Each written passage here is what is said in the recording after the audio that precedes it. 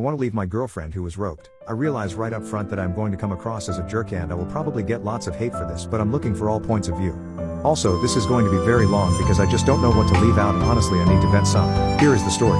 A year ago, actually a year and a month ago, my girlfriend was roped as she was leaving work. Thankfully she was not unalived, however her attacker did threaten her with a weapon. Fortunately the store she works at had cameras in the parking lot, and between them getting video of the attack and the bank across the street getting the attacker's car on camera, the police were able to catch him within a day.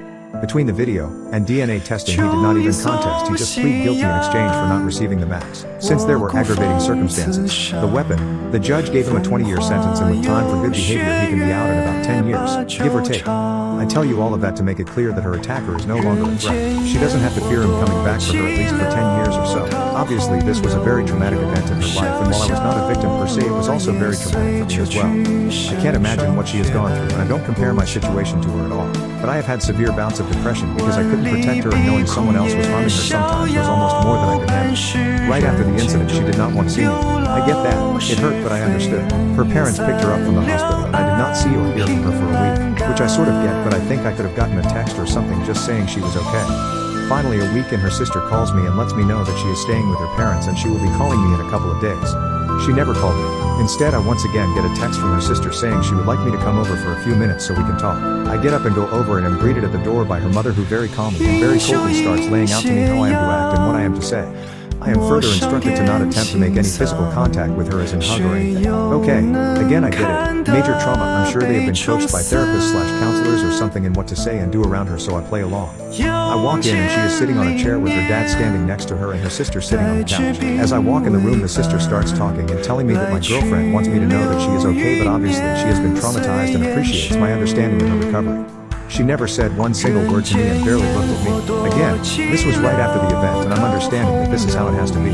But honest to God, that entire conversation was just awkward as hell. I leave, go home and attempt to focus on how I can help her. I start Googling how to deal with a rope survivor and what I can expect.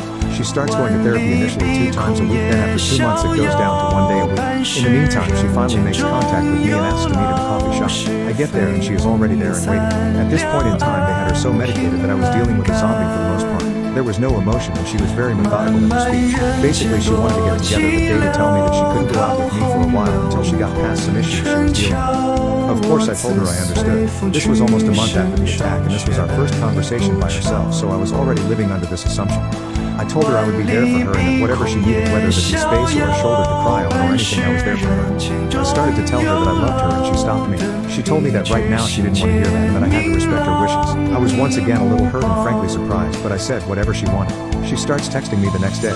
Little things, nothing important, but I think it is a big step in getting back to where we were. This goes on for another month and a half. I finally asked her at the month and a half mark if we could meet for dinner. She didn't reply for 2 days and then said that she had to wait for to talk to her therapist. Finally she agrees to this but sets the date for another month away. Now mind you, this is almost 4 months after the attack and so far I've had one physical conversation with her in person and one bizarre conversation with her and her family. Oh yay, I need to mention this. I am not being updated on her progress by anyone. Granted, I realize that I am not officially family nor am I entitled to do anything, but it would have been nice to just get a text or call or something from someone telling me that she was doing good in therapy or was not or anything. We go out to eat at a small bistro that we ate at all of the time. I met her there and I was waiting for her to show up. After sitting for a half hour waiting, I text to see what was up. I just get a text of on my way.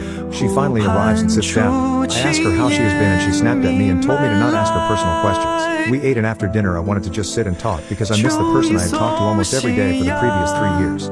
But when she was done eating she said that she was ready to go home. I asked her if she could stay for just a few minutes to talk, but I could see that she was becoming physically anxious and I did not want to upset her, so I said that I loved her and missed her.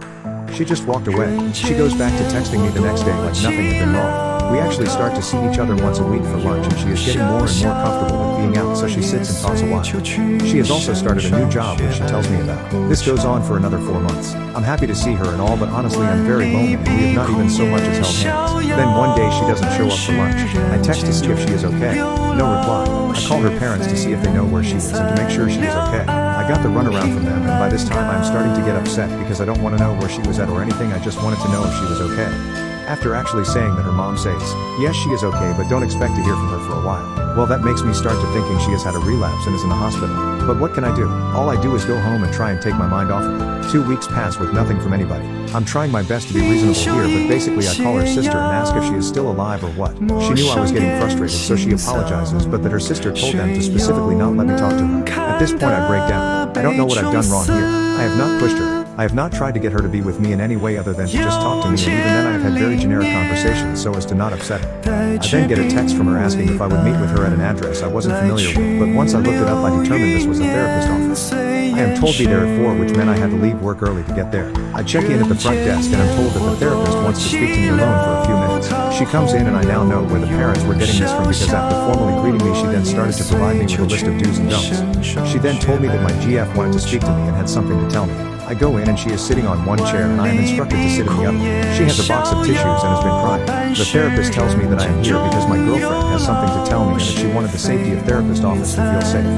She then proceeds to tell me that the reason she did not meet me for lunch that day is because she was with another guy, somebody from her new job, and that they had been intimate with each other. She might as well have taken a weapon out and shot me.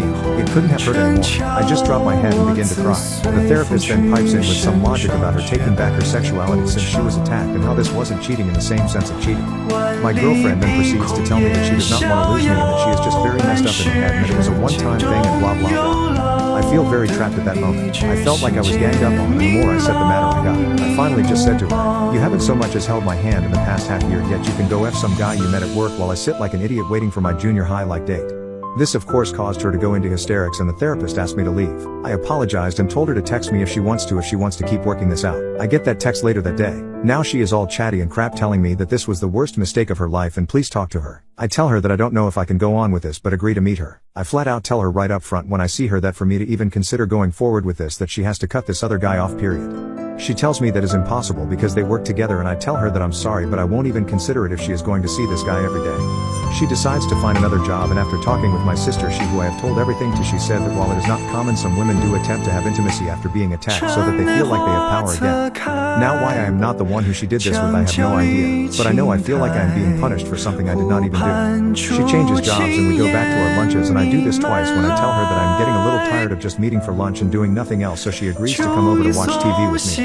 That has been it up until tonight. Tonight she came over and we watched 2 movies and ate pizza. During the second movie I tried to give her a kiss. Nothing more, just a kiss.